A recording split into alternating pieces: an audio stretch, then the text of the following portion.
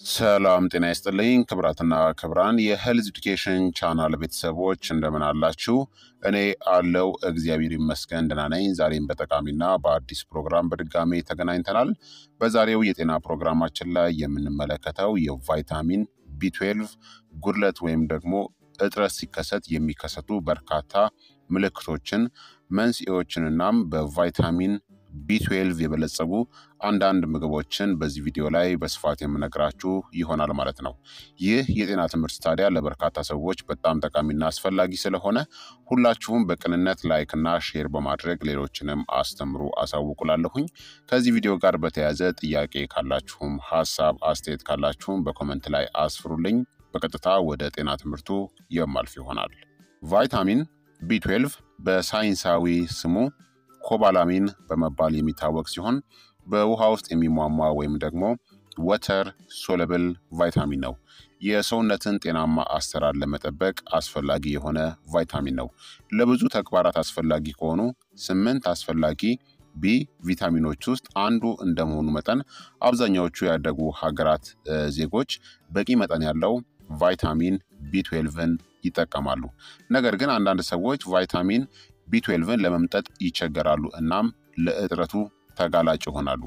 እንደ ቫይታሚን ቢ12 ያሉ አስፈላጊ ቢ ቪታሚኖች በሰውነት ውስጥ ብዙ ተግባራትን ለመጠበቅ በጣም አስፈላጊ ናቸው። አንዳንድ ምክንያቶች ለዝቅተኛ የቫይታሚን ቢ12 ደረጃዎች ደግሞ አስተዋጽኦ ሊያደርጉ ይችላሉ።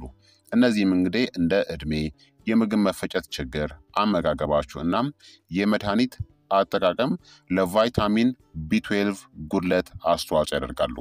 ቫይታሚን ቢ12 እናም ቫይታሚን ቢ9 ወይም ደግሞ ፎሌት በተለይ በሰውነት ውስጥ ለሚከሰት ሜታይሌሽን በጣም አስፈላጊ ናቸው። ሜታይሌሽን ከሌለ በመላ ሰውነት ውስጥ ያሉ ሴሎች በትክክል መስራት አይችሉም። በአጠቃላይ ቫይታሚን ቢ12 ከ8 አስፈላጊ ቫይታሚኖች አንዱ ነው። ለሴሉላር ምስረታ፣ ለነርቭ ተግባርናም ለኃይል አመራረት የሚረዳ በውሃ ውስጥ የሚሟሟ ቫይታሚን ነው። እንደ ዕድሜ፣ የምግብ መፈጨት ችግር፣ አመጋገባችሁናም የመድኃኒት አጠቃቀማችሁ በቫይታሚን ቢ12 መሳብ ላይ ተጽዕኖ ያሳድራል። ለእጥረቱ ተጋላጭ እንድትሆኑ ያደርጋችኋል ማለት ነው። ታዲያ የቫይታሚን ቢ12 እጥረት ሲከሰት የሚከሰቱ ዋና ዋና ምልክቶችን አሁን ልንገራችሁ። አንደኛ፣ የኃይል እጥረት ወይም ደግሞ መድከም ይከሰታል። ከቫይታሚን ቢ12 እጥረት ምልክቶች ውስጥ አንዱ ዝቅተኛ ጉልበት፣ ድካም ወይም ደግሞ ግድ የለሽነት መሰማት ነው። በቫይታሚን ቢ12 በጣም ዝቅተኛ ስትሆኑ ጠዋት ላይ እንኳን ከአልጋ ለመነሳት ከባድ ሊሆንባችሁ ይችላል። የኢነርጂ ምርትናም አስፈላጊ ቢ ቪታሚኖች በተለይም ቫይታሚን ቢ12 አብረው ይሄዳሉ። የቫይታሚን ቢ12 እጥረት ካለባችሁ ተጨማሪ ምግብን መጨመር የኃይላችሁን ደረጃን ያሻሽላል። በአጠቃላይ ዝቅተኛ የሆነ ጉልበት፣ ድካም ወይም ደግሞ ግድ የለሽነት የተለመዱ የቫይታሚን ቢ12 እጥረት ምልክቶች ናቸው። ቫይታሚን ቢ12ን መጨመር የኢነርጂ መጠናችሁን ለማሻሻል ይረዳል፣ በተለይም እጥረቱ ካለባችሁ። ሁለተኛ ደግሞ ደካማ የግንዛቤ እድገትና የመንፈስ ጭንቀት መሰማት ይከሰታል። በእርግዝና በጨቅላነትና በልጅነት ትክክለኛ የአእምሮ እድገታችን የሚመሰረተው በቂ መጠን ባለው ቫይታሚን ቢ12 በማግኘት ላይ ነው። ለዚህም ነው እርጉዝ ሴቶች ቫይታሚን ቢ12 እናም ፎሌት ወይም ደግሞ ቫይታሚን ቢ9 ወይም በፎሊክ አሲድ የበለጸገውን መልቲ ቫይታሚንን መውሰድ የሚያስፈልጋቸው። ገና በሕፃንነቱ የቫይታሚን ቢ12 እጥረት የነበረው ልጅ በህይወቱ በኋላ የመንፈስ ጭንቀት ሊፈጠርበት ይችላል። የመንፈስ ጭንቀት ምልክቶች በእያንዳንዱ ሰዎች ሊለያዩ ይችላሉ። በድብርት የሚሰቃዩ ሰዎች የስነ ልቦና ጉዳት ሊያጋጥማቸውም ይችላል። በአጠቃላይ ቫይታሚን ቢ12 በእርግዝና በጨቅላነትና በልጅነት ጊዜ ለትክክለኛ የአእምሮ እድገት ያስፈልጋል። በተጨማሪም ለዲፕሬሽን ወይም ደግሞ ለዲፕሬሲቭ በሽታዎች እድገት አስተዋጽኦም ያደርጋል። የአእምሮ ጤናን ለመጠበቅ በቫይታሚን ቢ12 የበለጸጉ ምግቦችን ምንጊዜም ቢሆን መመገባችሁን ማረጋገጥ አለባችሁ። ሶስተኛ ደግሞ ሜጋሎብላስቲክስ የደም ማነስ የምንለው ነው። ሜጋሎብላስቲክ አኒሚያ የምንለው ማለት ነው። ቫይታሚን ቢ12 በቀይ የደም ሴሎች መደበኛ ምርት ውስጥ በጣም ያስፈልጋል። ሜጋሎብላስቲክ የደም ማነስ ወይም ደግሞ አኒሚያ የሚከሰተው ቀይ የደም ሴሎች በጣም ትልቅ ሲሆኑ እናም በደም ውስጥ በቂ መጠን ሳይኖር ሲቀር ነው። የተለመደው የቫይታሚን ቢ12 እጥረት ምልክት ሜጋሎብላስቲክ አኒሚያ ነው። የደም ምርመራዎች ሜጋሎብላስቲክ የደም ማነስን ሊለዩ ይችላሉ። በቂ የቫይታሚን ቢ12 ደረጃዎችን መውሰድ በምግብ ወይም ደግሞ በተጨማሪ ሰፕሊመንት ምግብ አማካኝነት ይህ እንዳይከሰት ይከላከላል። በአጠቃላይ ሜጋሎብላስቲክ አኒሚያ የሚከሰተው ቀይ ደም ሴሎች በጣም ትልቅ ሲሆኑ እናም በደም ውስጥ በቂ መጠን ከሌለው ነው። ይህ የተለመደ የቫይታሚን ቢ12 እጥረት ምልክት ነው። ይህንን ታዲያ ለመመርመር የደም ምርመራዎች ይከናወናሉ። አራተኛ ደግሞ የማስታወስ ችሎታ ማጣት ይከሰታል።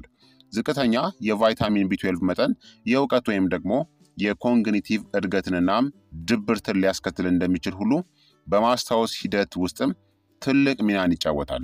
የማስታወስ ችሎታ ማጣት፣ ግራ መጋባትናም የመርሳት በሽታ የቫይታሚን ቢ12 እጥረት ምልክቶች ሊሆኑ ይችላሉ።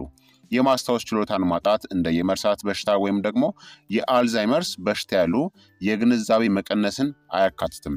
የቫይታሚን ቢ12 እጥረት የማስታወስ ችሎታን ማጣትናም ሌሎች የመርሳት ምልክቶችን ስለሚያስከትል የቫይታሚን ቢ12 እጥረት ለአረጋውያን ለአንዳንድ የመርሳት ችግር መንስኤ ሊሆን ይችላል። አምስተኛ ያበጠ ምላስናም የአፍ ህመምም ይከሰታል። በቫይታሚን ቢ12 እጥረት ምክንያት የምላስ ህመም ወይም ደግሞ ያበጠ ምላስ ሊከሰትባችሁ ይችላል። ሌሎች በአፍ ውስጥ የማቃጠል ስሜትናም የአፍ ውስጥ ቁስለትም ሊከሰት ይችላል። አስፈላጊው ቢ ቪታሚኖች በተለይም ቫይታሚን ቢ12 ጤናማ አፍን ለመጠበቅ እንዲሁም የኃይል ምርትንናም ሌሎችንም ለመጠበቅ በጣም አስፈላጊ ነው። በአጠቃላይ ያበጠ ምላስ፣ የአፍ ህመም፣ በአፍ ውስጥ የማቃጠል ስሜት ወይም ደግሞ የአፍ ቁስለት ዝቅተኛ የቫይታሚን ቢ12 የጎንዮሽ ጉዳቶች ናቸው። ስድስተኛ ደግሞ የነርቭ ችግሮች ይከሰታል። የቫይታሚን ቢ12 እጥረት ወይም ደግሞ አለመሟላት ብዙውን ጊዜ ራሱን እንደ የነርቭ ችግር ሊያቀርብ ይችላል። ይህም የእጆችናም የእግር መወጠር ምልክቶች፣ የመራመድ ችግርናም የነርቭ ህመም ምልክቶችም ሊሆኑ ይችላሉ።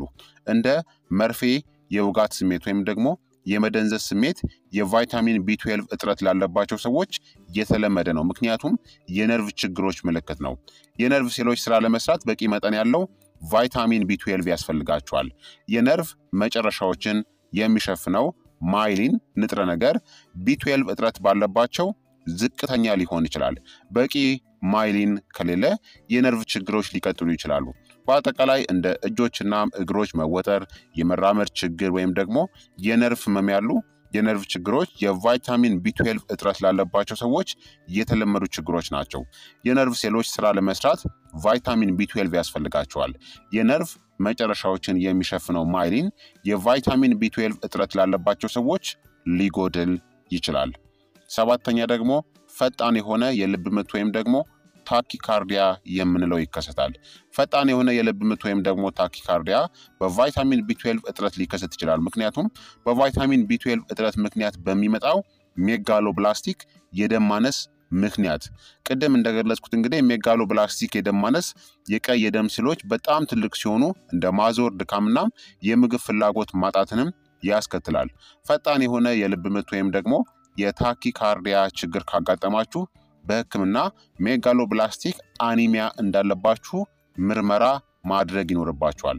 በአጠቃላይ የቫይታሚን ቢ12 እጥረት ሜጋሎብላስቲክ አኒሚያ ሊያስከትል ይችላል። ከዚያም ታኪካርዲያ ወይም ደግሞ ፈጣን የሆነ የልብ ምት እንዲከሰት ያደርጋል።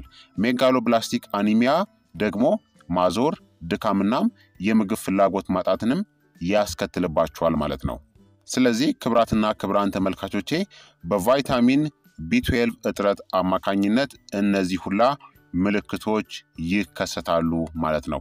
እነዚህን ምልክቶች የምትመለከቱ ከሆነ የህክምና ምርመራ ማድረግ ይኖርባችኋል ማለት ነው። አሁን ደግሞ የቫይታሚን ቢ12 እጥረት መንስኤዎቹ ምንድናቸው የሚለውን እነግራችኋለሁኝ። የቫይታሚን ቢ12 እጥረት ከሌሎች ቢ ቪታሚኖች እጥረት የበለጠ የተለመደ ነው። ምክንያቱም ከብዙ ምክንያቶች የተነሳ የሚከሰት ስለሆነ ነው። በአብዛኛው ብዙዎች ሰዎች በቫይታሚን ቢ1 እጥረት ሊገጥማቸው ይችላል። በተመጣጠነ ምግብ እጥረትም የቫይታሚን ቢ12 እጥረት ይከሰታል ማለት ነው። የቫይታሚን ቢ12 እጥረት የመከሰት እድላችሁን ሊጨምሩ ወይም ደግሞ ሊነኩ የሚችሉ በርካታ ምክንያቶች አሉ። እንደ እድሜ፣ የተመጣጠነ ምግብ እጥረት ካለባችሁ ወይም ደግሞ የምግብ መፈጨት ችግር፣ እንደ አደገኛ የደም ማነስ ያሉ አውቶ ኢሚዩን ኮንዲሽንስ የምንላቸው፣ ክሮንስ ዲዚዝ በጨጓራ ውስጥ ወይም ደግሞ በምግብ መፍጫ ስርዓት ላይ የተደረገ ቀዶ ጥገና ካደረጋችሁ፣ በአመጋገባችሁ ውስጥ በቂ የቫይታሚን ቢ12 ምግቦችን አለመመገብ፣ ዝቅተኛ የጨጓራ አሲድ፣ ጥብቅ የሆነ የቪጋን ወይም ደግሞ የቬጂቴሪያን አመጋገብን መከተል የቫይታሚን ቢ12 እጥረትን ያስከትላል። ከነዚህ ጉዳዮች ወይም ደግሞ ሁኔታዎች በአንዱ የምትሰቃዩ ከሆነ ለቫይታሚን ቢ12 እጥረት የመጋለጥ እድላችሁ ከፍተኛ ነው። የቫይታሚን ቢ12 መጠኔ ዝቅተኛ ሊሆን ይችላል ብላችሁ ከጠረጠራችሁ ሐኪማችሁን ወይም ደግሞ የጤና ባለሙያን ምንጊዜም ቢሆን ከአቅራቢያችሁ ማነጋገር ወይም ደግሞ ሕክምና ማድረግ ይኖርባችኋል ማለት ነው። አሁን ደግሞ በቫይታሚን ቢ12 የበለጸጉ ጤናማ የሆኑ ተፈጥሯዊ ምግቦችን እነግራችኋለሁኝ። በጣም ብዙ ምግቦች በቫይታሚን ቢ12 የበለጸጉ ናቸው። በአብዛኛው ግን የቫይታሚን ቢ12 ተፈጥሯዊ ምንጮች የሚመጡት ከእንስሳት ተዋጽኦ ነው። ብዙ እንስሳትን መሰረት ያደረጉ ምግቦች እንደ ክላም፣ የበሬ ጉበት እናም ስጋ፣ ቱና፣ ሳልመን፣ ዶሮ፣ የወተት ተዋጽኦች ወይም ደግሞ እንቁላል ያሉ ምግቦች ቫይታሚን ቢ12ን ይዘዋል ማለት ነው። ስለዚህ የቫይታሚን ቢ12 መጠንን ለማግኘት እነዚህን ምግቦችን ከአመጋገባችሁ ውስጥ ማካተት ያስፈልጋል ማለት ነው። በተለይ በርካታ የአሳ ዝርያዎች በቫይታሚን ቢ12 በጣም ከፍተኛ ናቸው። የአሳ ዝርያዎች ለአመጋገብም በጣም ጤናማ ስለሆኑ እነሱን በብዛት መመገብ ያስፈልጋል ማለት ነው። አንዳንድ ቪጋኖች እና ቬጂቴሪያኖች ለቫይታሚን ቢ12 እጥረት ከፍተኛ ተጋላጭነት አላቸው።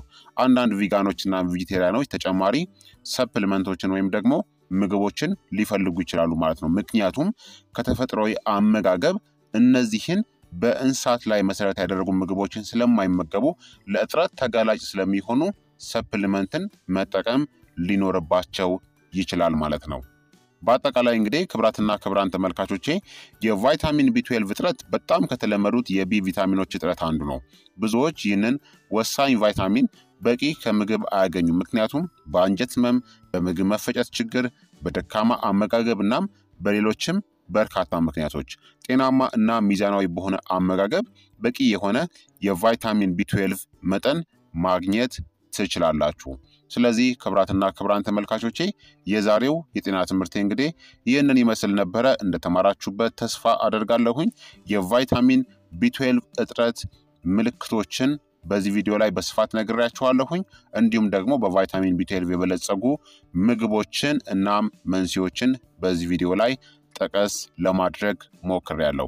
ይህ የጤና ትምህርት ታዲያ ለበርካታ ሰዎች በጣም ጠቃሚና አስፈላጊ ስለሆነ ሁላችሁም በቅንነት ላይክና ሼር በማድረግ ሌሎችንም ማስተማራችሁን አትዘንጉ። ከዚህ ቪዲዮ ጋር በተያያዘ ደግሞ ጥያቄ ካላችሁም ሀሳብ አስተያየት ካላችሁም በኮመንት ላይ አስፍሩልኝ። በቀጣይ የጤና ትምህርት እስከምንገናኝ እኔንም እናንተንም ቸር ያቆየን። መልካም ጊዜ፣ መልካም ቆይታ። ቻው ቻው።